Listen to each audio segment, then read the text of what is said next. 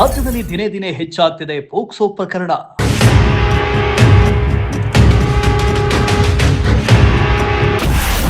ಖಾಸಗಿ ಆಸ್ಪತ್ರೆಗೆ ಆರೋಗ್ಯ ಇಲಾಖೆಯಿಂದ ಗೈಡ್ಲೈನ್ಸ್.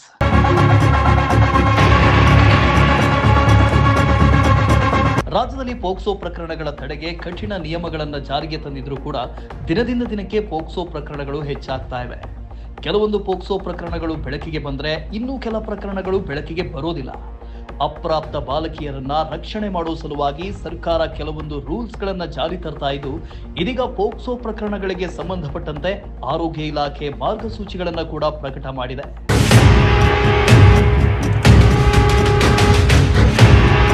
ಹೌದು, ಪೋಕ್ಸೋ ಕಾಯ್ದೆಯಡಿ ಖಾಸಗಿ ಆಸ್ಪತ್ರೆಗಳಲ್ಲಿ ದಾಖಲಾಗೋ ಬಾಲ ಗರ್ಭಿಣಿ ಪ್ರಕರಣದ ಕುರಿತು ಆರೋಗ್ಯ ಇಲಾಖೆ ಇದೀಗ ಮಾರ್ಗಸೂಚಿಯನ್ನ ಪ್ರಕಟಿಸಿದೆ.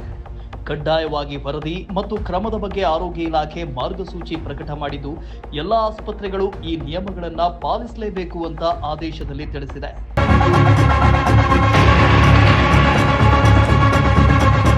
ಇನ್ನು ಆರೋಗ್ಯ ಇಲಾಖೆ ಹೊರಡಿಸಿರೋ ಮಾರ್ಗಸೂಚಿಯಲ್ಲಿ ಯಾವೆಲ್ಲ ನಿಯಮಗಳನ್ನ ಇಲಾಖೆ ನೀಡಿದೆ ಅಂತ ನೋಡೋದಾದ್ರೆ, ಪೋಕ್ಸೋ ಪ್ರಕರಣದ ವಿವರಗಳನ್ನ ಸೂಕ್ತವಾಗಿ ದಾಖಲಿಸಬೇಕು, ವೈದ್ಯಕೀಯ ದಾಖಲೆಗಳನ್ನ ಕಾನೂನುಬದ್ಧವಾಗಿ ಸಂಗ್ರಹಿಸಬೇಕು, ರೋಗಿಯ ಗೌಪ್ಯತೆಯನ್ನ ಕಾಪಾಡಬೇಕು, ತನಿಖಾಧಿಕಾರಿಗಳಿಗೆ ಅಗತ್ಯ ಸಹಕಾರ ನೀಡಬೇಕು.